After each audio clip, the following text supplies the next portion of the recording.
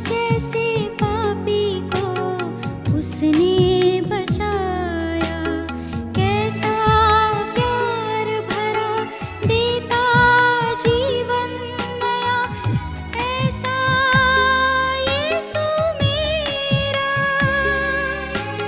देखो वो देखो कोई क्रूस से, देखो वो देखो कोई क्रूस से हम सबको बुला रहा है। लटका है मसीहा क्रूस पर, लटका है मसीहा क्रूस पर, खून अपना बहा रहा है। देखो वो देखो कोई क्रूस से, देखो वो देखो कोई क्रूस से। प्रभु यीशु मसीह के मधुर नाम में आप सभी को मेरा नमस्कार। एक बार फिर से मैं धन्यवाद करना चाहता हूँ उस महान परमेश्वर का जिसने ये समय हमें दिया ताकि उसके नाम की महिमा कर सकें। आज हम जिस विषय में सीखने जा रहे हैं वो है प्रभु यीशु मसीह के ऐसे आश्चर्यजनक काम जो कि बाइबल में लिखे नहीं गए हैं। अगर हम इसको इंग्लिश में देखें तो अनरिकॉर्डेड मिराकल्स के नाम से इनको बुलाया जा सकता है। ऐसे बहुत सारे काम हैं जो प्रभु यीशु मसीह ने किए इस दुनिया में रहकर, लेकिन कई ऐसे काम हैं जो लिखे नहीं गए। यहाँ तक कि आज भी प्रभु यीशु मसीह कार्य कर रहा है। अगर हम बाइबल को देखें ध्यान से तो प्रभु यीशु मसीह का जो 33.5 साल का जीवन है उसमें 3.5 साल की उसकी मिनिस्ट्री में उसने बहुत बड़े बड़े चमत्कार किए। इतने बड़े बड़े चमत्कार किए कि उनके विषय में जितना कहा जाए उतना कम है। ऐसे चमत्कार जिन्हें लिखा नहीं गया है उनके बारे में हम थोड़ी देर बाद में बात करेंगे। पहले हम ऐसे चमत्कारों के बारे में बात करें जिन्हें लिखा गया है। अगर हम प्रभु यीशु मसीह के वचन के बारे में देखें तो यूहन्ना रचित सुसमाचार इसके विषय में हमें बताना चाहता है। अगर हम देखें, अगर आपके पास बाइबल है तो आप खोल सकते हैं मेरे साथ यूहन्ना रचित सुसमाचार उसका 2 अध्याय और उसके 11 पद में इस तरीके से लिखा है कि गलील के काना शहर में एक बार प्रभु यीशु मसीह किसी विवाह में सम्मिलित हुए थे, जहां उन्होंने ये पाया कि उस विवाह में जबकि दाखरस खत्म हो गया था और उनकी माता ने उनको आकर कहा कि इस विवाह में किस तरीके से एक समस्या सामने आई थी। बाइबल हमें बताती है यूहन्ना रचित सुसमाचार में कि प्रभु यीशु मसीह ने उन सेवकों को कहा जिन्हें उनकी माता मरियम ने प्रभु यीशु के पास भेजा था कि उन मटकों को जो वहाँ रखे गए थे पानी से भर दो। इस पूरे अध्याय को जब हम ध्यान से पढ़ते हैं तो हम पाते हैं कि प्रभु यीशु मसीह ने पानी को दाखरस बना दिया। ये प्रभु यीशु मसीह के द्वारा किया गया पहला आश्चर्य कर्म था। इसी तरीके से प्रभु यीशु मसीह का दूसरा आश्चर्य कर्म यूहन्ना रचित सुसमाचार में ही उसके 4 अध्याय और उसके 46 और 47 पद में पाया जाता है। आइए हम देखते हैं यूहन्ना रचित सुसमाचार उसका 4 अध्याय की कुछ आयतें जो यहाँ लिखी है कि किस तरीके से प्रभु यीशु मसीह ने वो दूसरा चमत्कार बाइबल में हम पाते हैं किया है। अगर इसके 54 पद को हम पढ़ें, यहाँ लिखा है यह दूसरा आश्चर्य कर्म था जो यीशु ने यहूदिया से गलील में आकर दिखाया। इस आश्चर्य कर्म में हम देखते हैं कि एक कर्मचारी जो कि एक राज कर्मचारी था उसके बेटे को प्रभु यीशु मसीह ने चंगा किया उसके विश्वास के अनुसार। बाइबल में ये दोनों ऐसे चमत्कार हैं जो कि लिखित हैं, लिखे गए हैं, रिकॉर्डेड हैं। बाइबल हमें बताती है यूहन्ना की पुस्तक में और भी बहुत से चमत्कार हैं जो प्रभु यीशु मसीह ने किए, लेकिन वो इस पुस्तक में लिखे नहीं गए। अगर हम यूहन्ना रचित सुसमाचार का अंतिम अध्याय देखें जहाँ लिखा हुआ है 21 अध्याय की 25 आयत में, यहाँ लिखा है और भी बहुत से काम हैं जो यीशु ने किए, यदि वे एक एक करके लिखे जाते तो मैं समझता हूँ कि पुस्तकें जो लिखी जाती वे संसार में भी ना समाती। इसी तरीके से 20 अध्याय की अंतिम आयत अगर हम देखें फिर से 20 अध्याय के अंतिम पद में भी बाइबल हमें बताती है, यहाँ लिखा है 20 अध्याय के अंतिम पद में हम देखते हैं यीशु ने 20 अध्याय के 30 पद में लिखा है यीशु ने और भी बहुत से चिन्ह चेलों के सामने दिखाए जो इस पुस्तक में लिखे नहीं गए। परंतु ये इसलिए लिखे गए हैं कि तुम विश्वास करो कि यीशु ही परमेश्वर का पुत्र मसीह है और विश्वास करके उसके नाम से जीवन पाओ। मेरे प्रियो, अभी हम जिन कामों के विषय में देख रहे हैं, बाइबल हमें बताती है कि ये वो काम हैं जो लिखे गए हैं, जो रिकॉर्ड किए गए हैं। यूहन्ना रचित सुसमाचार के इन अध्यायों की दोनों आयतों में हम देखते हैं कि बार बार प्रभु यीशु मसीह के उन कार्यों के बारे में बात की जा रही है जो लिखे नहीं गए, वो हमें याद दिलाने की कोशिश कर रहा है। इससे पहले के जो अध्याय 2 और अध्याय 4 में हमने देखा कि प्रभु यीशु मसीह ने गलील के काना शहर में एक ऐसा आश्चर्य कर्म किया कि वहां पर दाखरस खत्म हो गया था और प्रभु यीशु मसीह ने पानी से दाखरस बनाया। दूसरा चमत्कार हम देखते हैं उस राज कर्मचारी के बेटे के बारे में जो कि बीमार था, जो कि ऑलमोस्ट मर चुका था। उसके विषय में हमें बताया गया है कि प्रभु यीशु मसीह के कहे अनुसार उस राज कर्मचारी का बेटा चंगा हुआ। परमेश्वर का वचन हमें और आगे इस विषय में बताना चाहता है, लेकिन यूहन्ना रचित सुसमाचार हमें बता रहा है कि बहुत से चमत्कार प्रभु यीशु मसीह ने, बहुत से आश्चर्यजनक काम प्रभु यीशु मसीह ने इस दुनिया में रहते हुए किए, लेकिन वो लिखे नहीं गए। अगर वो लिखे जाते तो शायद इस दुनिया में इतनी पुस्तकें होती या शायद इतनी बड़ी बाइबल हमारे पास होती कि इस दुनिया में रखने की जगह ना रहती। तो क्या प्रभु यीशु मसीह आज भी कार्य कर रहा है? क्या प्रभु यीशु मसीह आज भी लोगों को ठीक कर रहा है? क्या प्रभु यीशु मसीह आज भी उन बीमार लोगों को, उन परेशान लोगों को उनकी परेशानी से छुड़ा रहा है? हाँ जी हाँ, आज भी प्रभु यीशु मसीह लोगों को चंगा कर रहा है। ये जो बातें मैं आपके सामने पढ़ रहा हूँ यूहन्ना रचित सुसमाचार से, इन बातों को 2011 साल बीत चुके हैं। अगर आज से 29 साल पहले की मैं बात करूं तो हम लोग देख सकते हैं उन कामों के विषय में जो प्रभु यीशु मसीह ने किए, ऐसे काम के विषय में जो प्रभु यीशु मसीह ने किया जो रिकॉर्डेड नहीं है। आज भी आपके जीवन में प्रभु यीशु मसीह कार्य कर रहा है, वो कार्य रिकॉर्डेड नहीं है, लेकिन उन कार्यों को हम गवाहियों के रूप में, साक्ष्यों के रूप में एक दूसरे के द्वारा सुनते हैं। 29 साल पहले की बात मुझे याद आती है, एक ऐसी दुखी माँ की कहानी जो कि हॉस्पिटल में अपने बेटे के शरीर के पास खड़ी है और डॉक्टर कहते हैं कि ये बेटा मर जाएगा। डॉक्टर ने कहा कि इसका ऑपरेशन के अलावा और कोई भी ऐसा विकल्प नहीं है जिससे ये बच्चा बच सके। मुझे याद आती है वो कहानी जो 29 साल पहले की घटना कि किस तरीके से 4 या 5 साल का एक लड़का जो बहुत ही बीमार था, उसकी माँ उसे जब हॉस्पिटल लेकर जाती है तो डॉक्टर उसे कहते हैं कि ऑपरेशन के सिवाय दूसरा कोई विकल्प नहीं है। और इस तरीके से हम देखते हैं कि वो माँ बहुत परेशान, उस कहानी में बताया जाता है वो माँ रो रही है, बिलक रही है, क्योंकि डॉक्टर्स उसके बच्चे के विषय में कहते हैं कि वो बचेगा नहीं। ऑपरेशन ही एक ऐसा विकल्प था, अगर ऑपरेशन कामयाब नहीं होता था तो डॉक्टर ने कहा कि वो बच्चा ऑपरेशन कामयाब हुआ तो बचेगा वरना नहीं बचेगा। ये एक ऐसी माँ थी जिसने हर तरीके से हर साधन अपनाने की कोशिश करी ताकि वो बच्चा बच सके। सभी डॉक्टर्स के पास, हकीमों के पास, यहाँ तक कि कई मंदिरों में भी वो गई ताकि वो बच्चा बच सके। डॉक्टर के अनुसार उस बच्चे के पेट में एक बहुत बड़ा कीड़ों का झुंड था। ऐसे ऐसे कीड़े उसके पेट में पाए जाते थे जो कि उसके पेट को अंदर ही अंदर खा रहे थे। कहानी में बताया जाता है कि वो बच्चा दिन रात रोया करता था दर्द के मारे। आसपास के लोग कहते थे शायद इस बच्चे को कभी तो मुक्ति मिलेगी, ये बच्चा कब ठीक होगा। और माँ और पिता दोनों बहुत परेशान थे, घर के लोग बहुत परेशान थे। उनको समझ नहीं आ रहा था कि इस बच्चे को किस तरीके से बचाया जा सके। बाइबल में बता रही है कि यूहन्ना रचित सुसमाचार में बहुत से ऐसे रिकॉर्डेड मिरेकल्स हैं, बहुत से ऐसे लिखे हुए आश्चर्यकर्म काम हैं प्रभु यीशु मसीह के द्वारा किए गए। लेकिन जब इस आश्चर्यकर्म को हम देखते हैं तो उसमें हम पाते हैं कि जब उस माँ को डॉक्टर्स ने कहा कि आप ऑपरेशन की तैयारी करने के लिए हम जा रहे हैं, आप तैयार रहें, कुछ देर बाद इस बच्चे को ऑपरेशन थिएटर ले जाया जाएगा। और जैसा मैं बता रहा था कि डॉक्टर्स ने बताया कि बच्चे को ऑपरेशन थिएटर ले जाया जाएगा, ऑपरेशन की तैयारी की जा रही थी। माँ बहुत परेशान थी, पहले ही कितना समय उन्होंने उन दुखों में निकाला।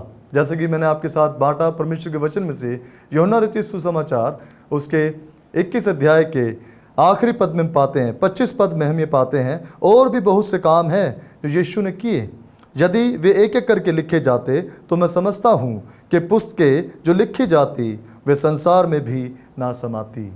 अब हम उस कार्य के बारे में बात कर रहे हैं जो प्रभु यीशु मसीह के द्वारा किया गया। एक ऐसा ऐसा आश्चर्यजनक काम जिसके विषय में हम जान रहे हैं उस कहानी के द्वारा, जिसमें एक माँ अपने बेटे के पास खड़ी रो रही है। डॉक्टर्स वहाँ नहीं थे, कोई नहीं था वहाँ, उस हॉस्पिटल में कोई नहीं था। ये घटना दिल्ली के RML हॉस्पिटल की घटना है। राम मनोहर लोहिया हॉस्पिटल, उस हॉस्पिटल का नाम बदलकर बाद में रख दिया गया था। और हम कहानी में पाते हैं कि वो बच्चा जो कि उस बीमारी से जूझ रहा था, उस डेथ के स्ट्रेचर पर पड़ा हुआ था, उस ऐसी जगह पड़ा हुआ था जहाँ कि ज़िंदगी के बारे में उसकी माँ की आशाएं दूर दूर तक टूट चुकी थी। जब उसकी माँ रो रही थी, अचानक एक ऐसी आवाज़ जो गहराओं से आई हो उस औरत के पास पहुंची, उस बच्चे की माँ के पास पहुंची, और आवाज़ में ये शब्द थे, आए बेटी तू क्यों रो रही है। जब माँ ने पीछे मुड़कर देखा और उस व्यक्ति जो आवाज़ आ रही थी, उस व्यक्ति के हुलिये को देखकर ऐसा लगता था कि कोई संत है। और माँ ने कहा कि बाबा, मेरा बेटा जो इस समय इस दशा में है, डॉक्टर के अनुसार ये मर जाएगा, ऐसा डॉक्टर ने कहा है। उस माँ ने वो कागजात भी दिखाए, वो पेपर्स भी दिखाए जिस पर उस माँ का अंगूठा लगाया गया था कि अगर वो बच्चा मर जाता है तो डॉक्टर्स की कोई जिम्मेवारी नहीं है। जब माँ ने पीछे मुड़कर देखा तो एक जो आवाज़ जहाँ से आई थी, जहाँ माँ ने देखा एक व्यक्ति जिसकी लंबी सफ़ेद दाढ़ी, हाथ में एक छड़ी और एक सफ़ेद कपड़ा उसने डाला हुआ था, उसके लंबे बाल थे, और उस व्यक्ति की आवाज़ ने उस माँ को थोड़ी हिम्मत दी, शांति दी। कहानी में बताया जाता है कि उस माँ ने उस संत को या उस बाबा को वो पेपर्स दिखाए। उस बाबा ने कहा कि अगर तू चाहती है कि तेरा बेटा बच जाए तो इसी घड़ी अपने बेटे को उठा और अपने घर चली जा, वरना ये बेटा मर जाएगा। शायद उस माँ ने उस बाबा की बात पर विश्वास किया और उसने अपने उस बेटे को अपनी छाती से लगाया, और उसने जिस बात पर विश्वास किया उस बात को समझने के लिए अभी उसे कुछ टाइम लगा भी ना था। जैसे उस माँ ने पीछे मुड़कर देखा, वो व्यक्ति, वो आवाज़, कोई वहाँ नहीं था, और उस माँ ने पाया कि जो व्यक्ति उससे बातचीत कर रहा था वो वहाँ नहीं था। उस माँ ने बाहर आकर देखा, वहाँ भी नहीं था। थोड़ी देर में डॉक्टर्स वहाँ पर आए, उन्होंने कहा कि चलो अभी ऑपरेशन थिएटर में चलते हैं, अभी ऑपरेशन की तैयारी की जा चुकी है, अपने बच्चों को उठाओ और हमें ऑपरेशन करना है। लेकिन माँ ने मना किया और कहा कि अभी हमें किसी ऑपरेशन की ज़रूरत नहीं है। और डॉक्टर्स बहुत हैरान थे कि उस माँ ने वो पेपर्स क्यों फाड़े। डॉक्टर्स ने पूछा कि आपने पेपर्स क्यों फाड़े हैं जिस पर आपने अपना अंगूठा लगाया है। माँ ने कहा कि ये पेपर्स मैंने नहीं फाड़े, एक बाबा, एक संत यहाँ कोई आया था जिसने ऐसा कहा कि मेरा बेटा बच जाएगा, उस व्यक्ति ने इन पेपर्स को फाड़ा है। उन डॉक्टर्स ने पूछा क्या वो आपका रिश्तेदार था, क्या वो आपका जानकार था, कौन था वो व्यक्ति। उस माँ ने कहा कि मैंने ऐसा व्यक्ति पहले कभी नहीं देखा। जिस तरीके से उसने मुझसे बातचीत करी, शायद लगता है कोई ईश्वर था, लेकिन मैं अब अपने बच्चे का ऑपरेशन करवाना नहीं चाहती हूँ, ऐसा उस माँ ने कहा। कहानी में हम आगे चलते हैं कि उस माँ ने अपने बेटे को उठाया और डॉक्टर्स की बात को ना मानते हुए वो अपने बेटे को लेकर घर आ गई। डॉक्टर्स उस माँ के साथ बाहर साथ में आए, ये देखने के लिए शायद वो उस व्यक्ति को पा जाए, पर वहाँ कोई नहीं था, कोई नहीं था वहाँ। जिस व्यक्ति ने उससे बातचीत की थी वो व्यक्ति वहाँ नहीं था। और माँ ने अपने बेटे को लिया। इतनी देर में इसी घटना के दौरान पिता भी वहाँ पर आ गया। उस बेटे का जो बाप था वो वहाँ पर आ गया और उसने अपनी वाइफ से बातचीत की, अपनी पत्नी को कहा क्या हुआ, और उस बच्चे की माँ ने उस बच्चे के पिता को सब बताया कि जो घटना वहाँ पर घटी थी। कहानी में हम आगे देखते हैं कि उस बच्चे को लेकर वो घर आ गए, और हम देखते हैं कि जब उस बच्चे को लेकर घर आए तो आस पड़ोस के लोगों ने कहा कि इसे क्यों लेकर आ गए आप, क्यों नहीं इसका इलाज करवाया। लेकिन माँ कुछ समय तक चुप रही और उन्होंने इस घटना के बारे में जो हॉस्पिटल में हुई थी किसी को नहीं बताया। और कुछ दिनों बाद, हफ्ते 10 दिन बाद, उस बच्चे के पेट में जितने भी कीड़े थे वो सब मरने शुरू हो गए। उन कीड़ों को सबूत के तौर पर माँ बाप ने एक प्लास्टिक की पैकेट में रखा और बहुत सारे लोगों को दिखाया कि जिस बीमारी की वजह से वो बच्चा परेशान था, उस बीमारी का कारण वो कीड़े थे। और इस तरीके से कहानी में एक नया मोड़ आता है। बच्चे के माँ बाप सोचते हैं, जो कि अपने धर्म के अनुसार हिंदू थे, वो सोचते हैं कि शायद उनका भगवान उनके बच्चे को बचाने के लिए आया था, शायद उनका ऐसा विश्वास था। लेकिन कुछ समय बाद हम देखते हैं कि वो बच्चा जो ठीक हो चुका था, जिसके शरीर पर कोई ऑपरेशन के निशान नहीं थे, और उस बाबा के अनुसार जो हॉस्पिटल में आया था, वो बच्चा ठीक हो चुका था। वो बच्चा धीरे धीरे चर्च जाने लगा। अपने एक क्रिश्चियन मित्र के साथ उसने चर्च अटेंड करना शुरू कर दिया, प्रेयर मीटिंग अटेंड करनी शुरू कर दी। और बाइबल के अनुसार जैसे हम देखते हैं कि बड़े बड़े चमत्कार किए गए, यहाँ भी हम देखते हैं कि प्रभु यीशु मसीह के चमत्कार के बारे में बात की जा रही है। लेकिन अभी तक ये बात क्लियर नहीं थी कि बच्चा किसके हिसाब से ठीक हुआ। उन माँ बाप के विश्वास के अनुसार कोई भगवान उस बच्चे को बचाने आया था या प्रभु यीशु मसीह। और वो बच्चा धीरे धीरे बढ़ता चला गया। उसने धीरे धीरे बाइबल का ज्ञान हासिल करना शुरू कर दिया। माँ बाप इस बात से अवगत थे, माँ बाप इस बात को जानते थे कि उनका बच्चा क्रिश्चियंस लोगों के बीच में जा रहा है।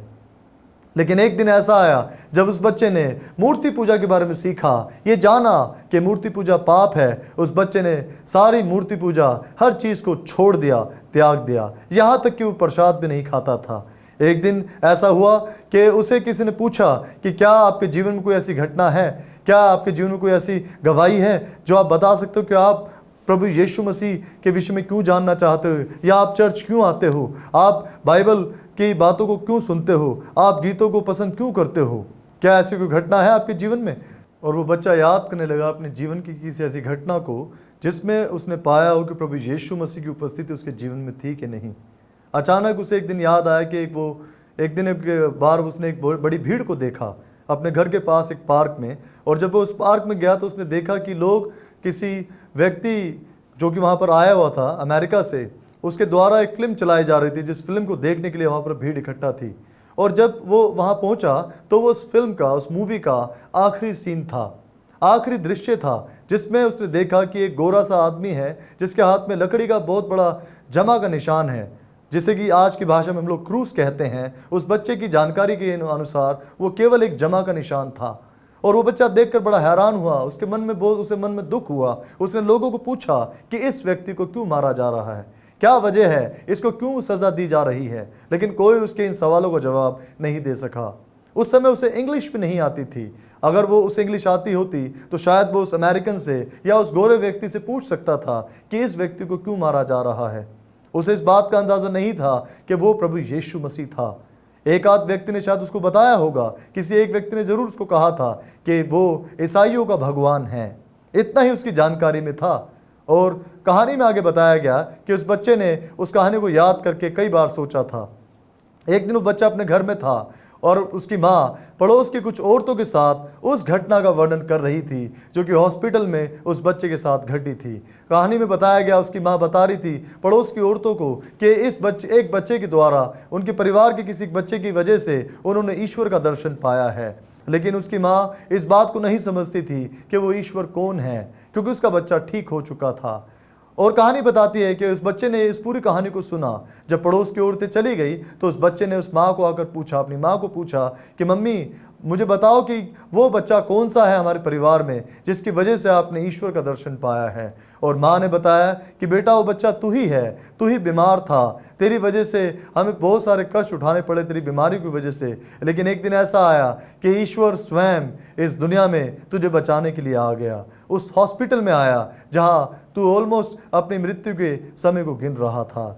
और कहानी में आगे देखा जाता है कि उस बच्चे को अपने उस गवाही के लिए एक ऐसी घटना का पता चलता है जो उसके जीवन में घटी थी, जिसके बारे में उसे आज तक पता नहीं था। एक बार फिर से वो प्रेयर मीटिंग में गया और वहाँ जो पास्टर साहब थे, पास्टर एस के डेविड, उन्होंने उस कहानी का वर्णन, उस बच्चे ने उस अपनी गवाही को उन पास्टर के साथ बांटा।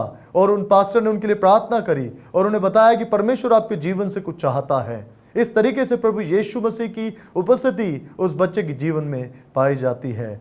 और कहानी में आगे बताया गया कि उस बच्चे ने बहुत सारी ऐसी समस्याओं का सामना किया जिसकी वजह से उसे मसीह को ग्रहण करने में बहुत सी समस्याएं आई, दिक्कतें आई। कई बार उसे अपने परिवार के विरोध का सामना करना पड़ा, कई बार उसके परिवार के लोगों ने उसको रोकने की कोशिश करी, कई बार ऐसा हुआ, कई बार उसको समझाया गया कि वो हिंदू धर्म में पैदा हुआ है, हिंदू धर्म का है। लेकिन वो बच्चा बार बार यही प्रश्न अपने माँ बाप से, अपने भाइयों से, बहनों से पूछता था कि अगर मुझे हिंदू धर्म के भगवानों ने बचाया है, अगर मुझे आपके भगवान ने बचाया है, तो मैं फिर मंदिर में क्यों नहीं हूँ, मैं चर्च में क्या कर रहा हूँ, क्यों मुझे वो बातें पसंद हैं। और इस तरीके से उसकी इस गवाही के अंदर, उसकी इस कहानी के अंदर नए नए मोड़ आते चले जाते हैं। उसे कई बार वार्निंग दी जाती है, कहा जाता है कि तेरी बाइबल जला दी जाएगी या तुझे घर में बंद कर दिया जाएगा, लेकिन किसी भी बात का उस बच्चे पर कोई असर नहीं हुआ। इस तरीके से वो बच्चा विश्वास में बढ़ता चला गया।